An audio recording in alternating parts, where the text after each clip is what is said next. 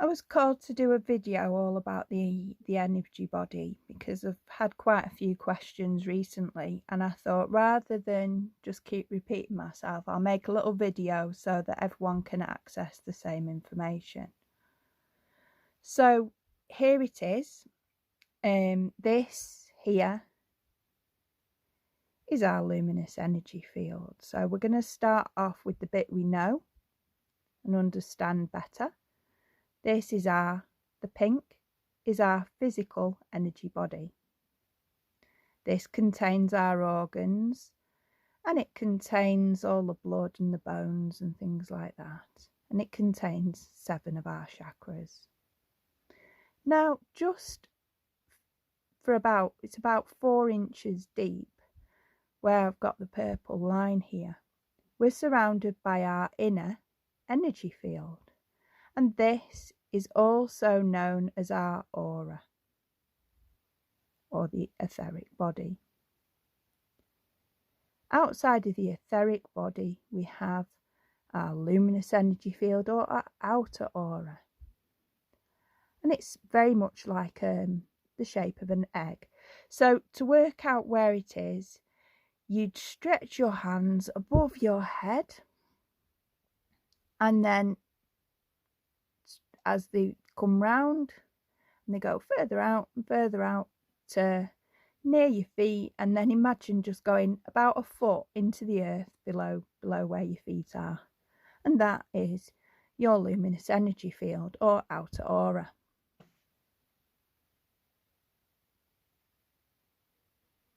This is our astral energy body.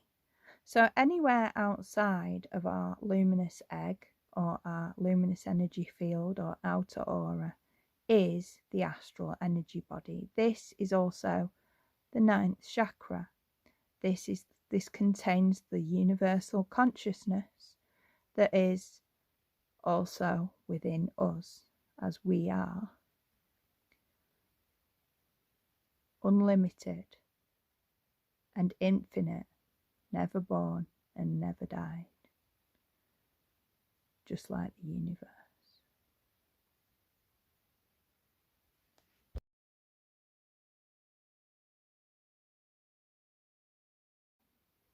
Sometimes when we're feeling a bit sluggish, inside this here energy field, we can have all sorts of memories. This is where our data is kept. This can be from previous lifetimes or from the current lifetime. And these memories are stored within the cells, and they're stored within this luminous energy field. Through things like the Ho'oponopono and energy work, we can clean away the imprints and repair any tears or bits where it's about to go, and we can heal all this area here, which will enable you to get rid of things like karmic curses and other issues that we can carry with us, like, for instance, our limiting beliefs. We can clear these away, and this helps us to upgrade our luminous energy field.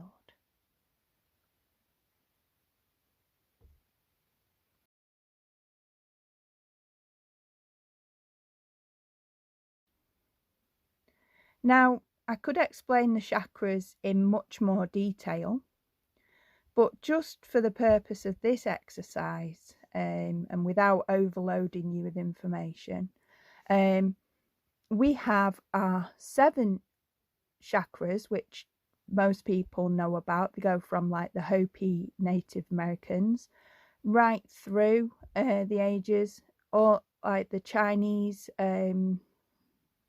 had it in traditional Chinese medicine. It's very well known within the yoga world as well.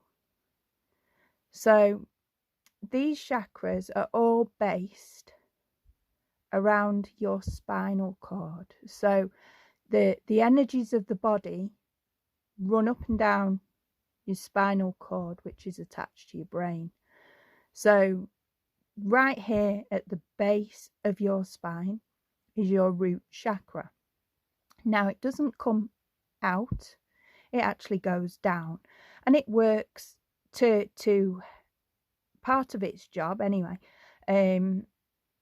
is to get rid of all the crap that collects, all the sludge and the rubbish that can collect and that gets fed down through these three chakras, and it gets rid of it and sends it into earth, into Pachamama, from Pachamama to transmute it. And then the next one here, we have what's called the sacral chakra. The sacral chakra is 4 fingers, round about 4 fingers below your belly button. It is your power center for your body, also known as your Cusco in Andean medicine. And above this chakra is your solar plexus, and this one's right near where your diaphragm would be. Now, just going above the solar plexus, we now meet the heart chakra. Now, the heart chakra is the center. It is the bridge between your lower chakras, your earth chakras, and your sky chakras. So everything down here relates to your body and your physical experience, or your human experience, and everything up here is more your spiritual experience. These are your sky chakras. So once we come up along the spinal column and we meet the throat chakra, and sometimes when you feel like you've got a frog in your throat or something, that is the best way to describe that, somewhere where your throat chakra will be. And then moving up, we have our third eye chakra, and this is about seeing beyond the illusion that we see with our 2 outer eyes. This is our inner eye, our third eye. And then up the top, the very top, where baby's fontanelle is, that is our crown chakra. And it's believed that when we're born and when we die, we come into our bodies and leave our bodies through this chakra. So that is the 7 chakras of the body. Now, just above, about 5 inches, I believe, above our crown chakra is our 8th chakra, which is called the Veda culture. Now, this is like a sun above our heads, and this is the part of us which is never born and has never died. This, when this bit passes and finishes its time in this lifetime, all these get uploaded into this, and then it goes off to wherever it is that it's going on its journey until it gets the chance to be born again, in which case it finds a body, and around conception, the time of conception, and it downloads the 7 chakras, ready to start its new life and learn the new lessons that it wasn't able to be able to succeed or to learn in its previous lifetime.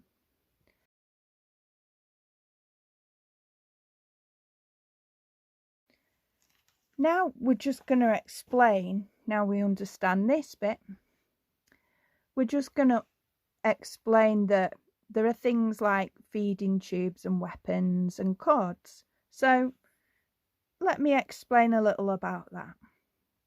Some people say that they feel really weak and they're leaking energy. And what this usually means is they're not really leaking it, they're giving the power away to someone. No one can come into your energy field without your permission.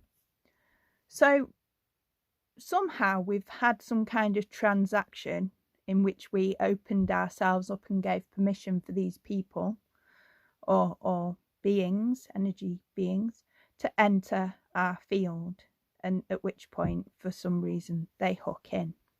So I just want to explain about that. When we get pains in places, and this can be anywhere in our energy field, and it usually relates to an ache or pain we're feeling, it's very possibly that it's a psychic weapon. And these are sent telepathically and subconsciously from people who we know are sending negative vibes or holding a grudge or maybe envious of you or jealous of you for some reason. And these show up in our energy field as things like spears and knives and swords and daggers and axes and all number of things and arrows. Another thing we can get in our body, in our energy body, from the living and on occasion the recently dead, are cords, and they're attached into our inner aura and they're draining our energy. They are situated from our organs. Now, spirits who have gone, who've been long time dead, and interdimensional beings, they can feed off us through hooking into our inner aura, and they put their feeding tubes around our chakras. This is because our chakras have the most tasty, sweet energy going. It's proper tasty, it's proper lush, and they all want a piece of that. So that's what they're trying to get to.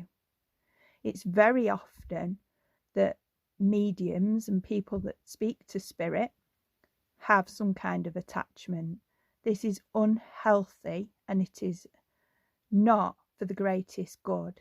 They're exchanging information to be able to feed off a part of you.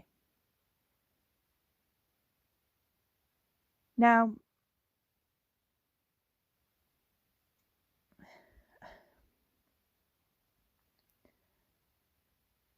sometimes when we're feeling low down and there's issues with our chakras, it may not be anything to do with spirits and interdimensional beings.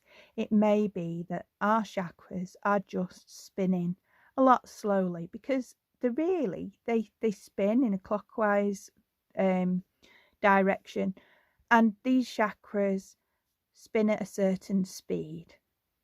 And when they get full of sludge and gunk and stuff from negative energies, they can slow down the spinning and affect us and show up in a physical way. So anything that affects our energy body will manifest itself in a pain or an ache or some kind of dis-ease of the body and mind. And it's, if you see a properly trained shaman or energy healer, they will be able to help you with that. So to remove cords and tubes and weapons safely and prevent them from reattaching, because many people are very clever and they know how to take them off, but they don't know how to keep them off. So they take them off and then they think that's it, that they're done with it. Well, actually what happens is they remove it, and then it comes straight back. Given, a chance, it'll just join back up. And that's because they hook in to a part of us. So a proper healer, a proper energy healer who is trained, knows exactly how to unhook and sever the cord or the tube, heal whatever it is that's needing healing, and to seal it to prevent anything happening again.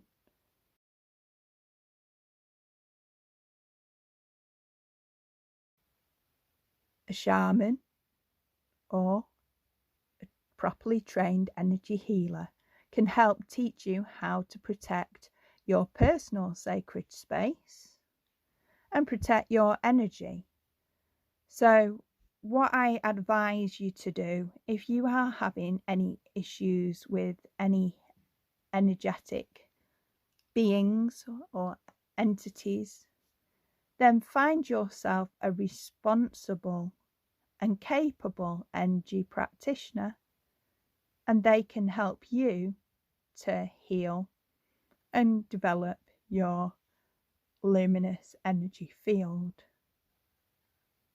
The idea of this kind of energy work is to enable us to be able to be much more happier and healthier, and to evolve into a luminous energy being, where we're not just working for the good of ourselves, but we're working for the good of our community and at the good of all here on Pachamama. Walking in right way.